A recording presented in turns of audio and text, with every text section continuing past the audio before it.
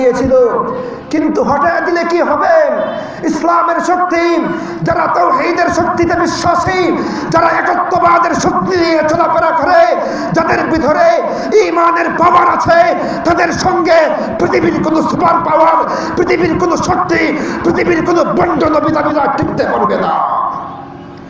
মুহতারাম হাজরিন, ভালো করে শুনে রাখুন, খালিদ ইবনুল ওয়ালিদ 40,000 বাহিনীকে নিয়ে যখন এই খালিদ ইবনুল ওয়ালিদ যখন এই 8,000 সৈন্যবাহিনীকে নিয়ে মুসাইলামাতুল কাজ্জাবের বিরুদ্ধে যখন এই বাজ পাখিদের মতো সাহাবায়ে কেরামদেরকে নিয়ে 8,000 সাহাবাদেরকে নিয়ে যখন এই রণাঙ্গনে নেমে পড়লেন, তখন মুসলিম 8,000-এর বাহিনীর লড়াই দেখে ওই কাফের মুসাইলামাতুল কাজ্জাবের 40,000 বাহিনী ওই ময়দান থেকে পালিয়ে কেল্লার ভিতরে, দুর্গের ভিতরে ভয়ে চলে গেছে।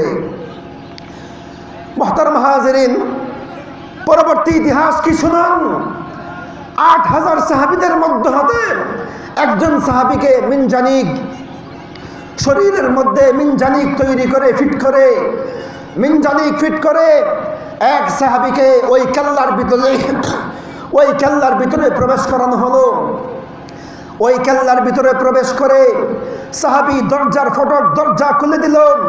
দরজা খুলে দেবার সঙ্গে সঙ্গে সাহাবায়ে কেরাম তুমুল লড়াই চলল।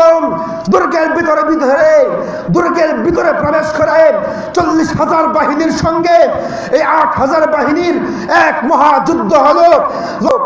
মুসাইলামাতুল কাজ্জাব তার 40,000 বাহিনী দিয়ে, এরপরে হযরতে খালিদ ইবনুল ওয়ালিদ রাদিয়াল্লাহু তাআলা আনহু তিনি বাটাহা যুদ্ধ শেষ করার পরে 8,000 সৈন্যবাহিনীকে নিয়ে মুসাইলামাতুল কাজ্জাবের বিরুদ্ধে কঠিন লড়াই করলেন। এক যুদ্ধ হলো, মহা এক যুদ্ধ হলো। প্রথমে তিনবার খালিদ ইবনুল ওয়ালিদের সৈন্যবাহিনীকে হঠাৎ